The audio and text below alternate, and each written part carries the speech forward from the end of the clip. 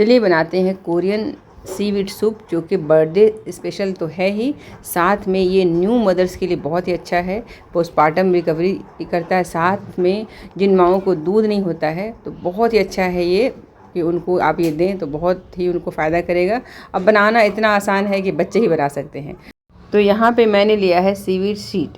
ऐसे ये सीवीड अलग से आता है सूप बनाने के लिए, मेरे पास यही था शीट था तो मैंने बना लिया। टेस्ट में कोई फ़र्क नहीं होता है, बस देखने में थोड़ा कलर में ज़रूर फ़र्क होगा। तो सबसे पहले सीवीड शीट जो है उसे भिगा देना है। तो कुछ सेकंड में ही ये बिल्कुल भीग जाता है अच्छे से, बस इसे छान लेना है, ज़्यादा देर तक नहीं रखना है पानी में।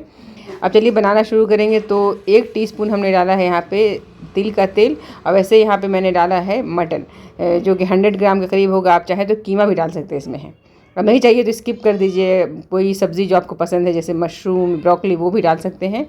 हल्का सा फ्राई करेंगे, उसके बाद इसमें 1 टीस्पून चॉप करके बारीक कट किया हुआ लहसुन, बारीक कट किया हुआ अदरक डालेंगे। इसको हल्का सा भून लेंगे, तेल में तल लेंगे। उसके बाद थोड़ा मैंने लाल मिर्ची पाउडर, काली मिर्च पाउडर डाला है।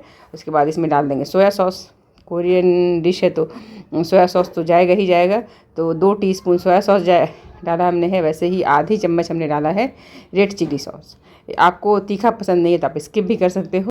मटन छोटा छोटा टुकड़ा में कटा हुआ है, तो इतना पकाना है कि गल जाए। जब एक बार ये गल जाए तो सीवीड शीट जो था हमारा भीगा हुआ वो डालना है। डाल करके हल्का सा भूनेंगे। उसके बाद इसमें पानी डाल देंगे 2 कप। 2 कप पानी डालेंगे तो 1 कप सूप रेडी होगा, क्योंकि इसको पकाना है। उसके बाद अच्छे से मिक्स करेंगे और ढक करके पकाएंगे। थोड़ा नमक कम लग रहा था तो मैंने 2 चुटकी इसमें नमक डाल दिया है, और इसको इतना पकाना है कि मटन गल जाए, सारा फ्लेवर अच्छे से आपस में आ जाए। ये बहुत ही हेल्दी होता है, ये हार्ट हेल्थ के लिए अच्छा है। थायराइड जिनको है वो ये सूप पी सकते हैं। अगर आप वेट लॉस करना चाहते हैं तो ये आप सूप पी सकते हो, बहुत आसानी से वेट कम होता है। तो ये सूप ज़रूर ट्राई कीजिएगा।